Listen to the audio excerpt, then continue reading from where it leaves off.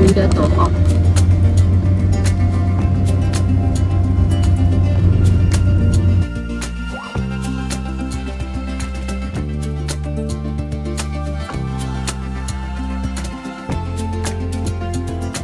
在康提区的小镇甘波拉附近，有一座海拔1087米，名叫Ambuluwawa的山峰。山上有一座酷似迪士尼城堡的塔楼，建于2014年，设计非常独特。多少人都是因为它而被吸引来到斯里兰卡游玩。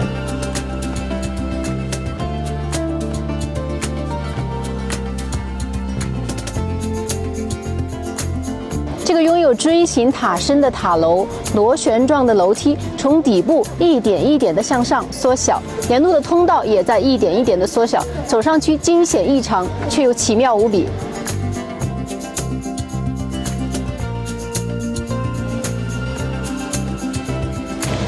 登上这1000多米的高塔，远处呢是醉人的群山，绿色的大地上点缀着各色的房屋，从而形成了强烈的视觉效果。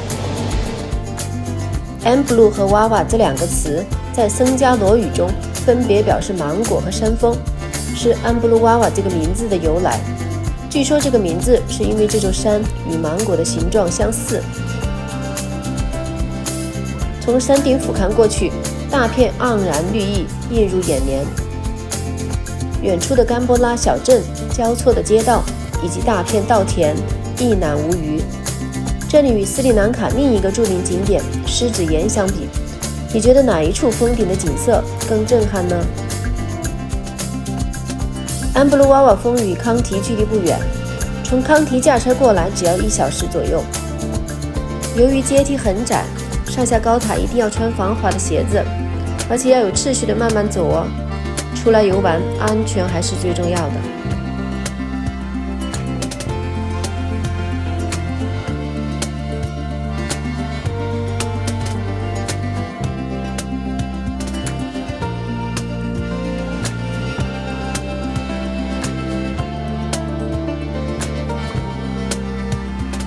斯里兰卡人把茶园打造的就像一幅铺在地上的巨幅画卷，身临其境，你能感受到周围茶树的独特芬芳，潺潺流下山间的瀑布和远处飘来的白雾，置身其中，非常的惬意。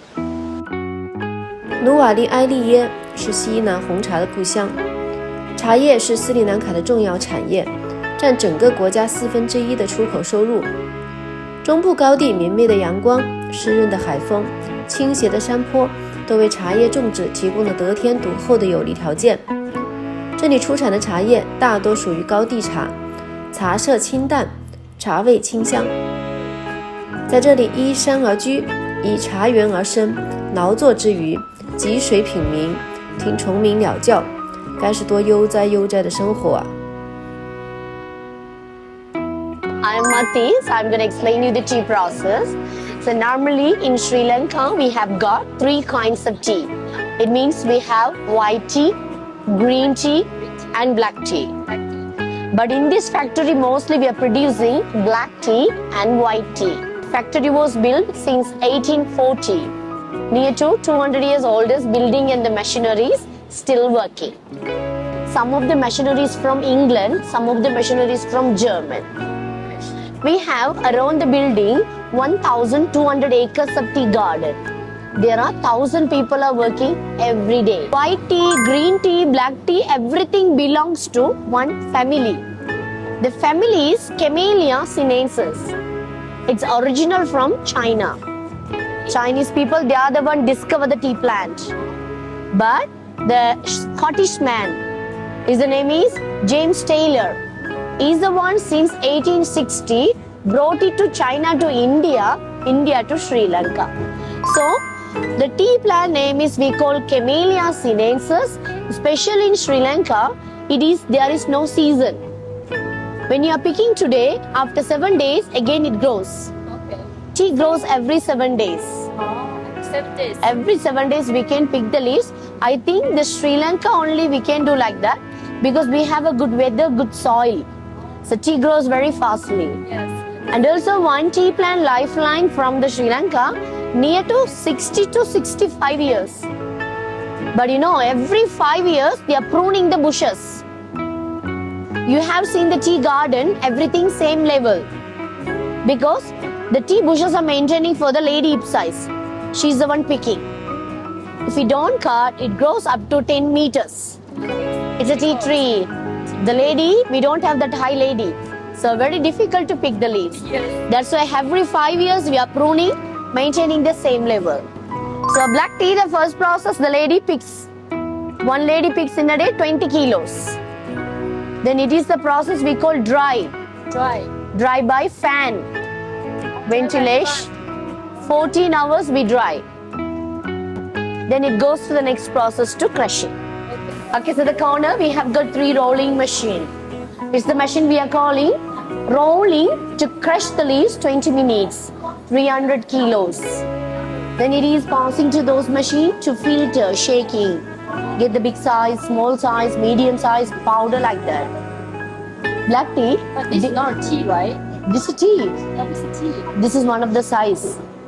This is a powder form, strong tea, like a breakfast and afternoon tea.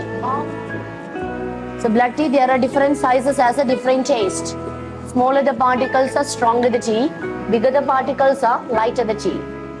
Then you can see the lady leave it on the tables. Yes. It's a process we call as a fermentation. Leave it on the table 3 hours. We get here good color, good taste, good smell, good strength. Everything changing by oxidation. We don't mix any chemical for the fermentation. But you know, green tea, no fermented. That's why green tea is still green color. It's lighter. Black tea stronger. The strongness coming from the fermentation because the fermentation increase the caffeine. Caffeine. Green tea, less caffeine. White tea, we have the white tea, 0 caffeine. So fermentation 3 hours, then we dry the leaves again. Understandable? Understand. So this is a big dryer, so we dry the leaves 20 minutes. 20 minutes, the brown color leaves turn into black color.